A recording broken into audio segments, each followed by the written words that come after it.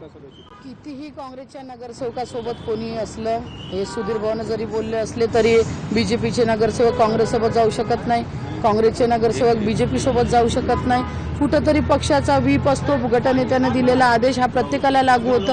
एखादा पक्षाच्या सिम्बॉलवरती निवडून आलेला नगरसेवक जर का दुसऱ्या पक्षात गेला तर निलंबनाची कारवाई ही पक्षांतर्गत त्याच्यावरती होते. त्याच्यामुळे भाजपाचे नगरसेवक काँग्रेसला पाठिंबा देईल आणि काँग्रेसचे नगरसेवक भाजपाकडे जाईल हे असं कधीही होणार नाही. ही वारंवार ही काँग्रेसमधली म्हणजे जी खतखत आहे आपली जी बाहेर येत आहे ही आता आरपारची लढाई म्हणता येईल. काँग्रेसमधल्या अंतर्गत कुठेतरी भूमिका घ्यावी लागेल. नक्कीच भूमिका का घ्यायची ते आमचं स्पष्ट आहे. कालच आमची जिल्हा काँग्रेस, शहर काँग्रेस आणि सगळ्या पदाधिकाऱ्यांची बैठक झाली आणि त्याच्या संदर्भातच आज आम्ही प्रेस कॉन्फरन्स आयोजित केली होती. पण मला सकाळी आज प्रांताध्यक्षाचा फोन आला की तुम्ही आजच्या दिवस वेट अँड वॉचची भूमिका घेऊन राहा, उद्या तुम्हाला जो निर्णय घ्यायचा आहे तो निर्णय घ्या.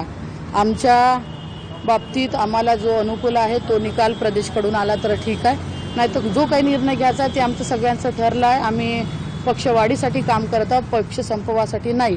त्याच्यामुळे आमची प्रदेशकडून असतील किंवा AICC कडून देखील अपेक्षा आहे की पाहिजे असणारं मदत, पाहिजे असणारं सहकार्य त्यांनी देखील आम्हाला या ठिकाणी करावं. कारण आम्ही शून्यातून या ठिकाणी पक्ष तयार केला. आज एवढा मोठा पक्ष म्हणून काँग्रेसचं नाव झालं.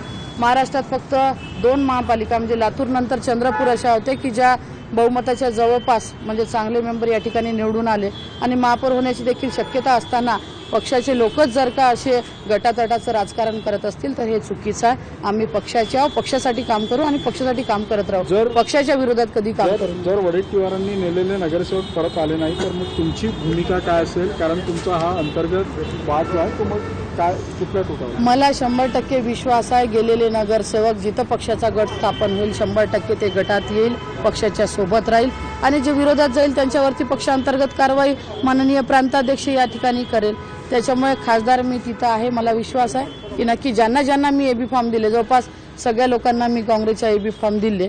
त्याच्यामुळे ज्यांनी पक्षाच्या AB फॉर्मवरती लढले ते लोक 100% त्या गटामध्ये येईल. तुम्ही दिल्लीत हा विषय मांडणार का? म्हणजे तुम्ही खासदार आहात नाही, आता उद्याचा दिवस दिला आहे, उद्या काय निर्णय होते त्याच्यावरती पाहू. नाहीतर आम्हाला काय निर्णय घ्यायचा हे आम्ही काल. लोकशाही मराठी ऐका, पहा, जागरूक रहा.